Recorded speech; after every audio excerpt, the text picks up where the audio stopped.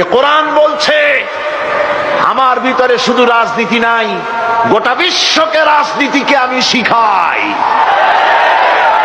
অর্থনীতি শিখাই, পৃথিবী চলবে কিভাবে তা আমি দেখাই।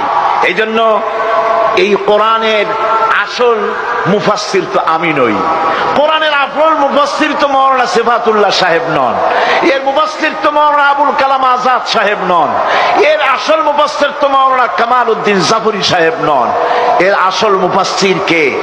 কোরআনের আসল মুফাসসির, জেনুইন অথেন্টিক ইন্টারপ্রেটার, আল্লাহর পক্ষ থেকে নিয়োগ প্রাপ্ত মূল মুফাসসির যিনি, মূল তরজমানুল কোরআন, কোরআনের ভাষ্যকার যিনি, তিনি হচ্ছেন সর্বকালের সর্বযুগের সর্বশ্রেষ্ঠ মহামানব বিশ্বনবী জনাবে মুহাম্মদ রাসূলুল্লাহ সাল্লাল্লাহু আলাইহি ওয়াসাল্লাম।